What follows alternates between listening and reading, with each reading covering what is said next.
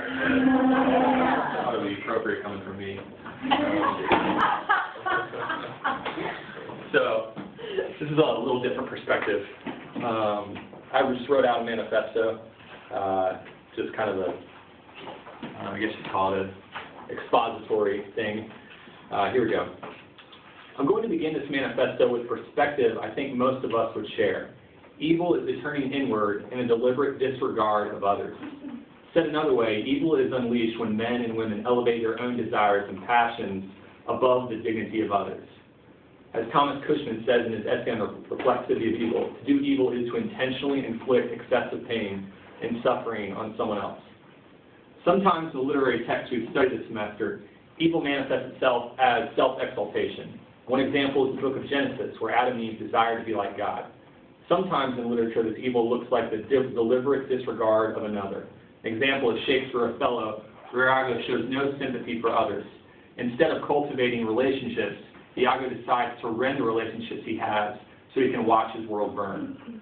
Sometimes this evil manifests itself as self-focus, such as the case of Gilbert Osmond and his mistress, Madame Merle, who treat people as objects they use for their own purposes.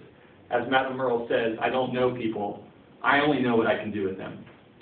Whether self-exaltation, the rending of relationship, or self-focus, evil seems to consistently arise when individuals harm others for the sake of the self. Again, I don't think this is a sentiment too many in this class would disagree with. So the question must be asked, why is the rending of relationship and the abuse of another so evil? Could it be because humans have inherent dignity?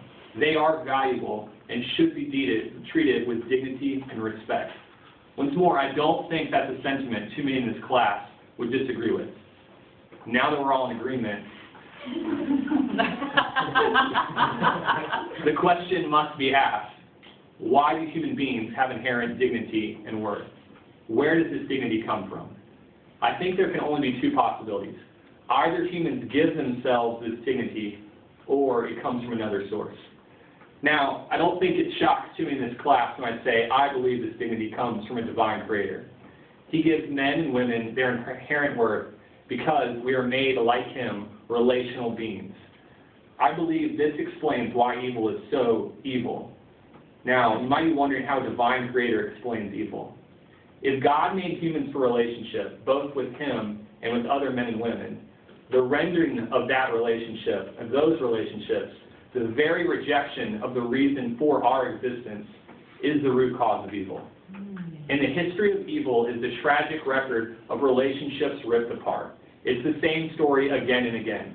An individual, whether Eve, Satan, Iago, Gilbert Osmond, Nazis, Daniel Lurie, even zombies and vampires, neglect, abuse, or devour another for the sake of themselves.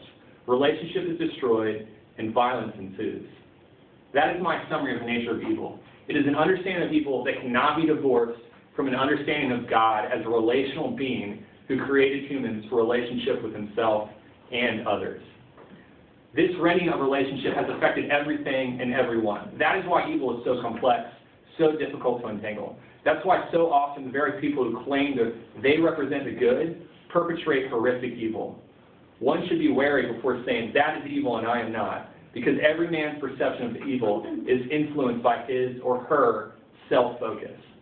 This means pride is perhaps the worst manifestation of evil, because it denies the rending of relationship that has affected the very person who shows that pride. Before I sign off on this manifesto, I'd ask the class to consider one final question from that theocentric thinking guy. Why does evil exist? Why would God allow it? Now, I admit this is a difficult question. I once read a Christian intellectual who said the only legitimate reason he could think of to question God's existence and power was the problem of evil. While I don't know the mind of God, I do have a brief thought on why evil exists. Without evil, the good is veiled. And without evil, there is not the ultimate good, which my beliefs say is the Redeemer, Christ.